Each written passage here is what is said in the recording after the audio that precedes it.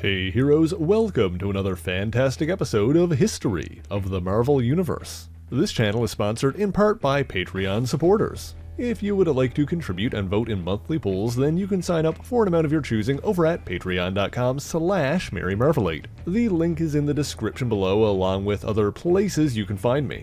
In many ways, the Marvel Age of Heroes began with the first appearance of the Fantastic Four. As such, they are officially considered to be Marvel's first family. But long before their rise to prominence, before the cosmic rays that gave them their powers, two of them were already a family, connected by blood. The Human Torch and the Invisible Woman. Johnny and Susan Storm.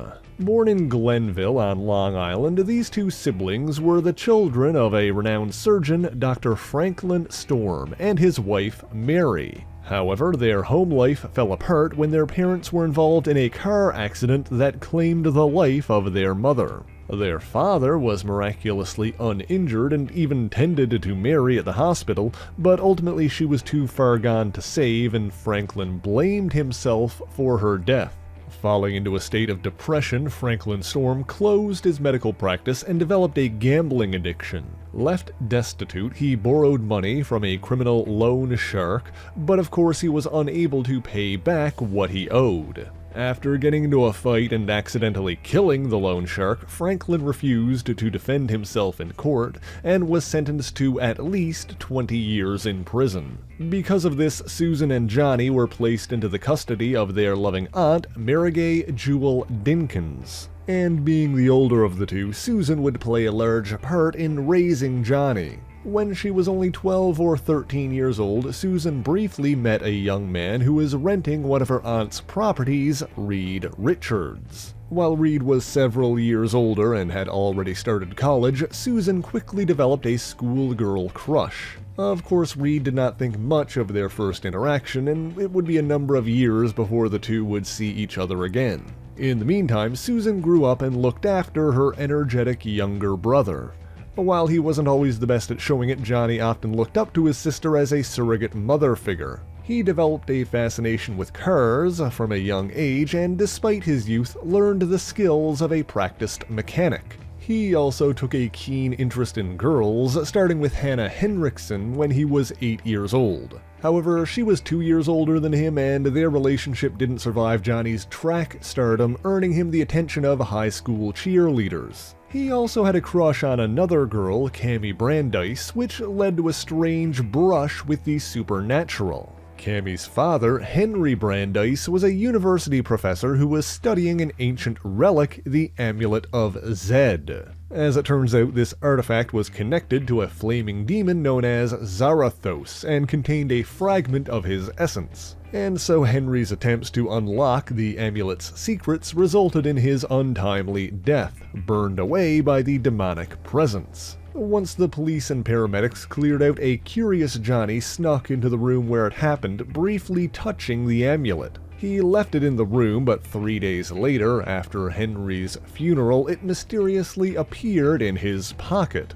It was during the funeral that Susan Storm met Henry's brother-in-law, an archaeologist named Max Parrish. Soon afterwards, Johnny, Susan, and Max were attacked by a group of mindless homunculi who attempted to claim the amulet. Fortunately, they were rescued by Max's niece, Cammy, who drove in with a car, allowing them all to escape. The foursome investigated the bizarre goings-on, and it seemed as though the homunculi were sent by the immortal alchemist Comte de Saint-Germain. However, the supposed count was actually an earth golem sent by the vampire lord Dracula. During this time, Dracula was rendered immobile by a stake in his heart, but believed that the Medallion of Zarathos could revive him. Meanwhile, the fragment of Zarathos within the amulet wanted to use Johnny as a human host. To both prevent this from happening and defeat the Earth Golem, Max Parrish took the amulet himself and joined with the spirit of vengeance within, transforming into a Ghost Rider. It seems that he would have become Zarathos' host more permanently, but Johnny separated Max from the medallion, returning him to normal. In the confusion, the amulet was lost among the wreckage and ultimately wound up in a Brooklyn scrapyard bordering a cemetery in Cypress Hills. After that bizarre adventure, Susan briefly left to pursue an acting career in Hollywood, but later returned to live with Johnny again while attending college. It was after that when Susan Storm was finally reunited with her old crush, Reed Richards. While working on his third doctorate, Reed was looking for a place away from campus to study during the summer. Having previously rented from their Aunt Jewel, he agreed to move in with Susan and Johnny. He had not seen her since their first brief interaction years prior, but upon being introduced to a now adult Susan, Reed was immediately smitten. It wasn't long before he gathered enough courage to ask her out, and the two became a couple. Of course, the Storm siblings also met Reed's best friend and campus roommate, Ben Grimm.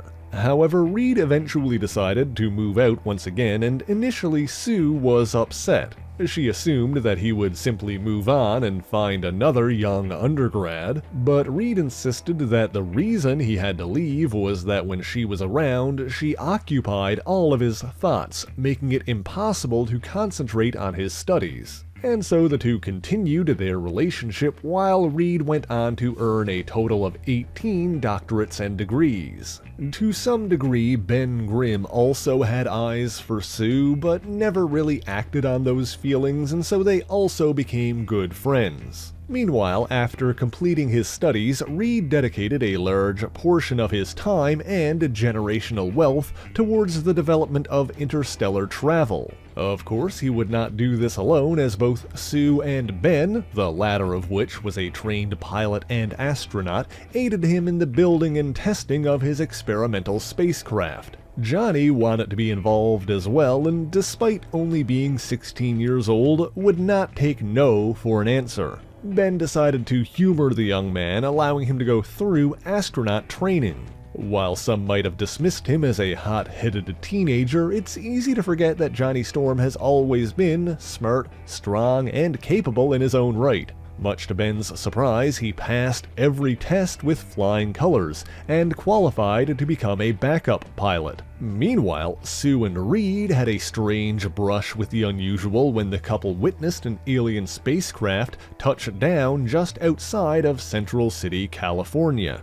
Inside was Gormu, a giant monster from the planet Krallo who had come to conquer the Earth. Reed was ultimately able to outsmart and banish Gormu, but this attempted invasion would further his drive to develop the technology to defend mankind from extraterrestrial threats. First and foremost, he completed his experimental interstellar rocket, the Marvel 1. But before they could embark on their maiden voyage, the foursome received news that their government funding was in danger of being cut. Unwilling to allow further delay, Reed insisted upon taking the ship for a test flight while the conditions were right. However, Ben was hesitant, concerned that the shielding may not be sufficient against the unknown effects of cosmic radiation.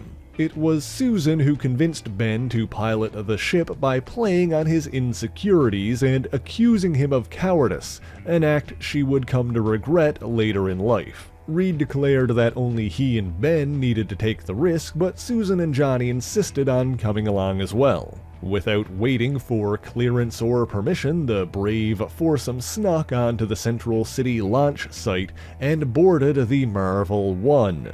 Before they could be stopped, the rocket had taken off and was headed into the sky. However, it seems that Ben Grimm's fears were well-founded, and as the spacecraft penetrated the heavens, it was bombarded by mysterious cosmic rays. Passing through the ship's shielding as if it were non-existent, this radiation washed over the four adventurers, mutating them on a cellular level. Johnny and Ben were the first to feel the effects as the teenager's temperature rapidly increased. Ben felt his limbs growing heavy, rendering him unable to take the controls and forcing the autopilot to take them down for a crash landing. The four emerged uninjured, but soon discovered just how dramatically they had been changed.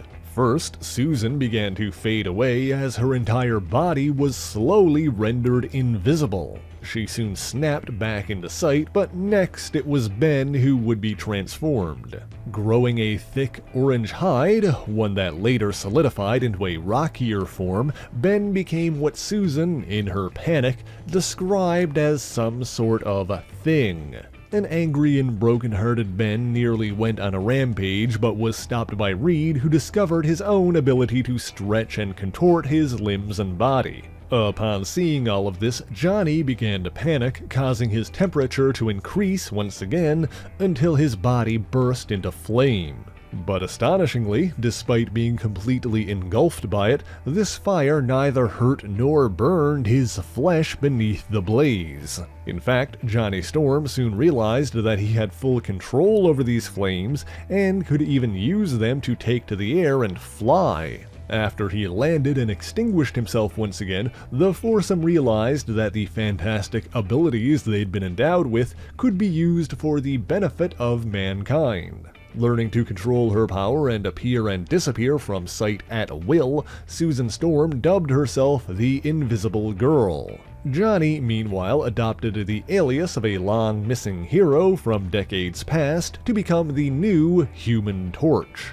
Ben decided to take the moniker that Sue had given him, The Thing, while Reed Richards named himself Mr. Fantastic, and thus was born the Fantastic Four. Initially, Johnny was afraid of his own power, believing that he would have to abandon his passion for automobiles for fear of being around flammable fuels and oils. Susan, meanwhile, had to exert a massive amount of concentration to prevent herself from disappearing at random, effectively ending her budding acting career.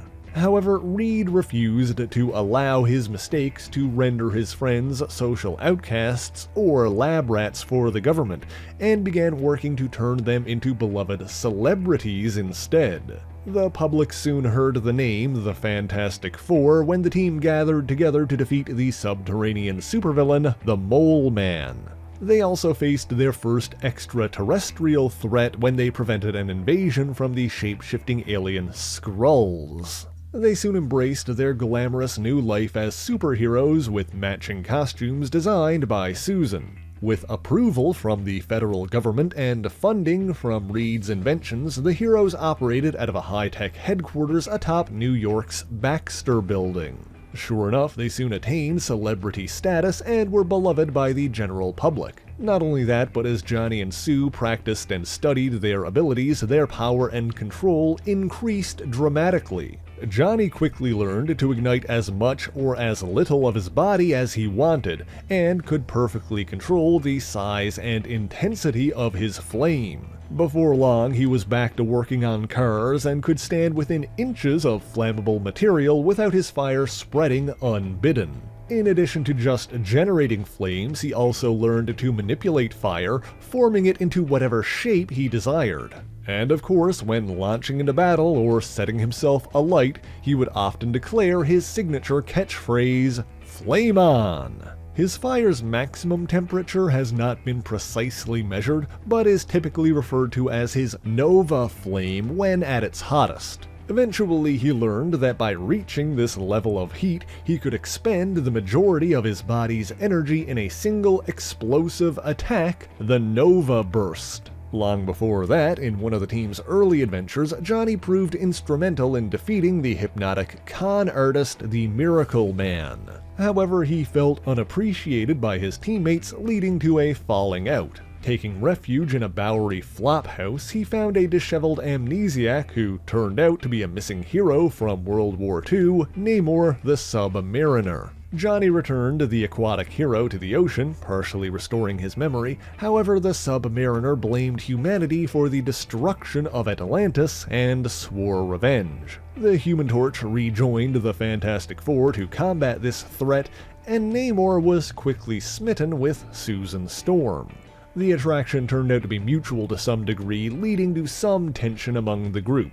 However, Susan ultimately remained loyal to her fiancé, Reed Richards, and after a number of encounters, the Submariner slowly went from being a fierce enemy to an uneasy ally. In the meantime, with Reed's help, Susan Storm also learned to better control her powers and developed new abilities. Initially, she could only render herself invisible, but learned to extend this to other objects and individuals. More impressive, she gained the ability to psionically manipulate a form of invisible energy drawn from hyperspace. She learned to shape this energy into solid invisible constructs, most often using it to create immensely durable force fields. Although solid, these invisible energy constructs are not composed of physical molecules, and thus are immune to matter manipulation powers like those employed by the Molecule Man. She has used her force fields to trap those with the power to pass through solid objects like the Red Ghost,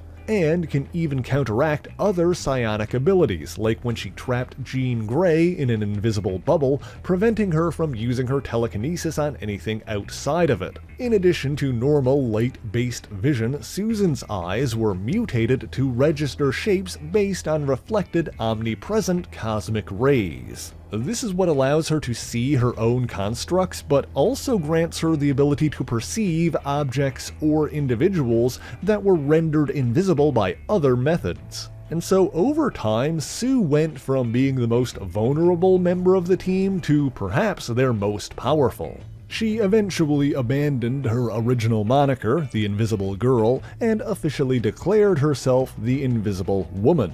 In the early days of the Fantastic Four, Johnny briefly attempted to maintain a secret identity so that he could also live the life of an ordinary high school student. The other kids in Glenville generally played along, but he soon learned that pretty much everybody knew that Johnny Storm was the Human Torch. During these high school years, he also embarked on a series of strange solo adventures. He was briefly a prisoner of the Fifth Dimension, where he helped overthrow the tyrant Zemu. He defeated criminals like the Wizard, the Sandman, and Paste Pot Pete, who later worked together as members of the Frightful Four. He fought back monsters that were brought to life by the Painter of 1,000 Perils and others released from Pandora's box. He battled the Eel, the Asbestos Man, the Plant Man, the Rabble Rouser, and an imposter Captain America. In addition to these solo adventures, he also had a number of escapades alongside his teammate Ben Grimm, the Thing.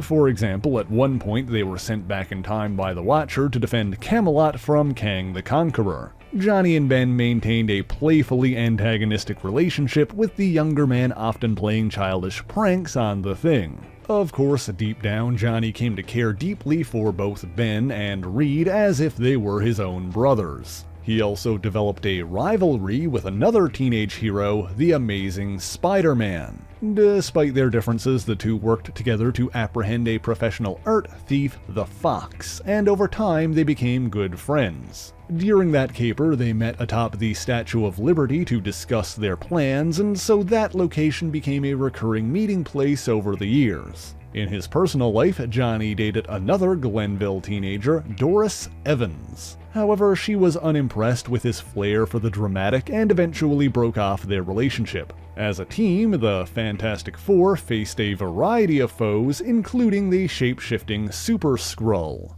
A member of the alien race the FF had previously defeated, the Super-Skrull possessed the abilities of all 4 of their members. However, this threat was ultimately defeated and imprisoned on Earth, cut off from the source of its power. Meanwhile, throughout all of this, Franklin Storm continued to serve out his sentence. But then one day, Susan saw the news that her father had escaped from prison. Shortly after that, she and the FF had another encounter with their first foe, the Mole Man.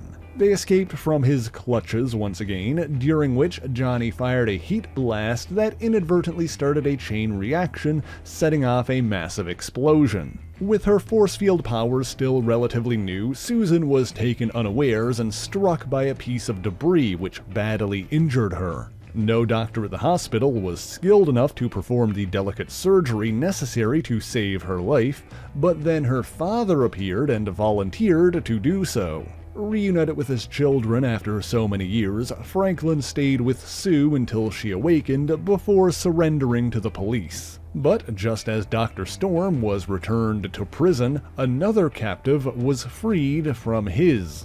Re-energized by a beam of power sent from his home planet, the Super-Skrull escaped and plotted his revenge. Traveling to New York undetected, he used his powers to enter Franklin Storm's prison cell.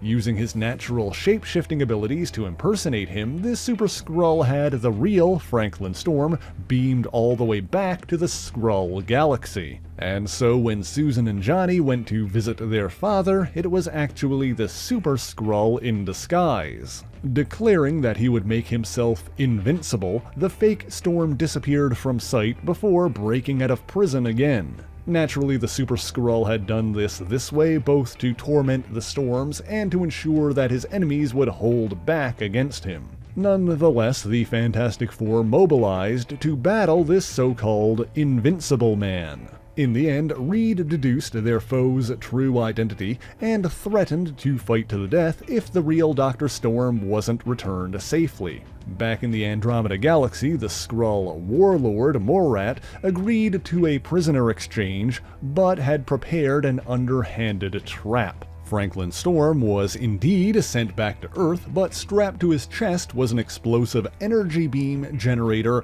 meant to destroy the Fantastic Four. In order to save his children, Dr. Franklin Storm pressed his body to the ground and took the full brunt of the blast himself. Critically injured, he bid farewell to Susan and Johnny, telling them how proud he was of their valor and heroism before succumbing to his injuries. Sometime after that, Reed and Sue were finally ready to tie the knot in a public ceremony attended by a host of their heroic allies. Dr. Doom attempted to interrupt the wedding by mentally compelling hordes of various villains to attack, but the malicious malcontents were ultimately repelled and Sue Storm became Susan Storm Richards. She and Reed later had children of their own, the first of which was named Franklin Richards, after her father. Of course, there are plenty of other stories involving the Human Torch and the Invisible Woman, and so if you want to know more on these topics, be sure to let me know in the comments below.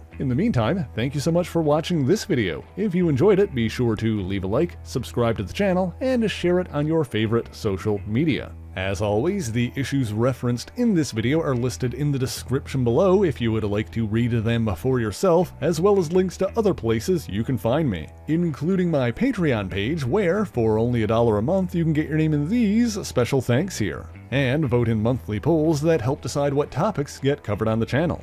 But that is indeed all I have for you this week, and so until next time, true believers, Excelsior!